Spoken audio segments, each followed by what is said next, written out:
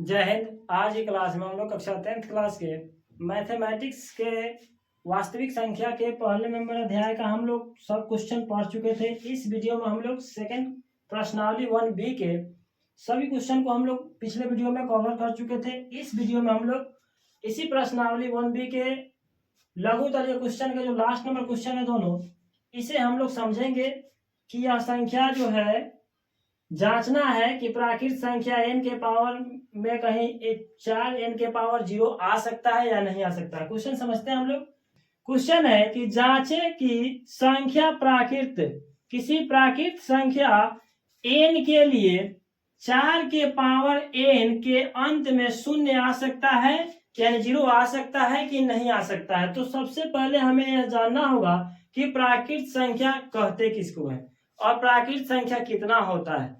तो प्राकृत संख्या का परिभाषा होता है कि गिनती की संख्या को हम लोग प्राकृत संख्या कहते हैं, यानी गिनती की संख्या को प्राकृत संख्या कहते हैं। तो इसे एक नंबर क्वेश्चन को हम लोग हल करते हैं। दूसरा नंबर क्वेश्चन सेम ऐसे ही बनेगा, आप लोग बना सकते हैं समझ करके। इस वीडियो में हम लोग एक नंबर क्वेश्चन को समझेंगे। लिखेंगे यहाँ n बराबर 4 के पावर n दिया हुआ क्वेश्चन में 4 के पावर कितना है n है, तो लिख देंगे जहां n बराबर क्या है कोई प्राकृत संख्या है या कोई भी प्राकृत संख्या आप ले सकते हैं।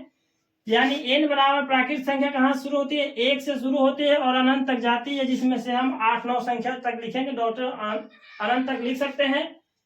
तो हम लोग देख रहे हैं कि अगर 4 के पावर 1 ले रहे हैं तो 4 एक जैसे मान लीजिए किसी भी संख्या के पावर अगर 1 रहता है तो वही संख्या रिपीट होता है। जैसे 4 के पावर 1 हो गया तो ये 4 हो जाएगा, 2 के पावर 1 हुआ तो ये 2 हो जाएगा। किसी भी संख्या के पावर अगर कुछ नहीं रहता है तो उसका पावर 1 होता है। इस बात को भी हमने आपको बताया है।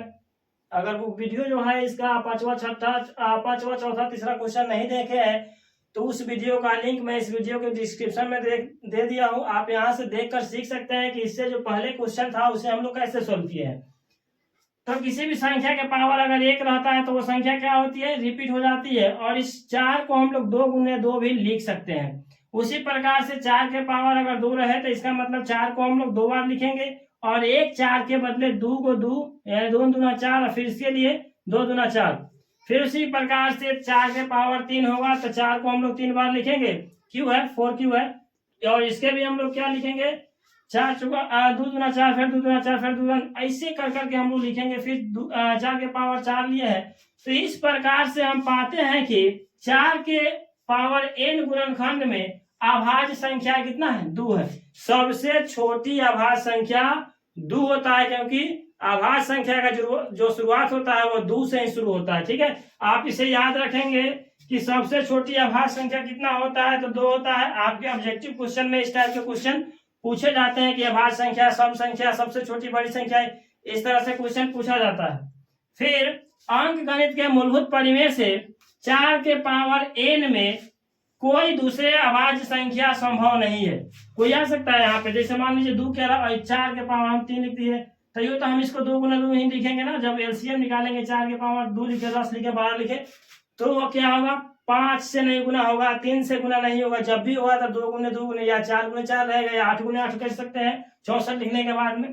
तो अंत में जो है ना कोई दूसरी संख्या नहीं आ सकती है। तो इसलिए 4 के अंत में शून्य तब होगा जब 2 के अलावा, जब पावर में 2 के अलावा अभाज्य संख्या 5 से विभाज्य हो जाए। कितने से विभाज्य हो जाए 5 से। तो विभाज्य तो नहीं होगा क्योंकि 2 जो है कभी भी 5 से विभाज्य नहीं होगा, या तो पॉइंट में होगा।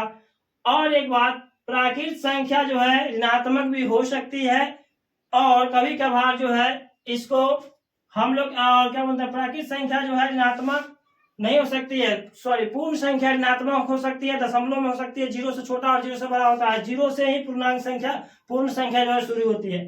ठीक है, आप इस बात को ध्यान रखेंगे। तो ये कब संभव होगा, जब 2 के अलावा अभाज्य संख्या 5 से विभाज्य हो जाएगा तब यह संभव है, हालांकि ऐसा होगा नहीं। अर्थात 4 के पावर n के अभाज्य गुणनखंड में 5 रहना चाहिए। कितना रहना चाहिए 5 रहना चाहिए, तब जो होगा यह संभव है कि 0 आ सकता है। किंतु इसमें ऐसा, इस केस में ऐसा नहीं है। अतः किसी प्राकृत संख्या n के लिए 4 के पावर n के अंत में शून्य नहीं आ सकता है। नहीं आ सकता मतलब नहीं आ सकता है। तो प्यारे बच्चों, आप इसी तरह से इसका दूसरा नंबर क्वेश्चन सिर्फ अंक चेंज करना है, आप बना सकते हैं। थोड़ा सा कोशिश कीजिएगा, इसका स्क्रीनशॉट ले लीजिए, आप सेम परिभाषा जो है लिख करके आप बना सकते हैं। अगर आपको यह वीडियो अच्छी लगी है, चाहते हैं आप संपूर्ण चैप्टर को इसी तरह से समझकर सॉल्व करना, तो आप इसके लिए मेरे एप्लीकेशन MG प्लस एकेडमी को डाउनलोड कीजिए प्ले स्टोर से।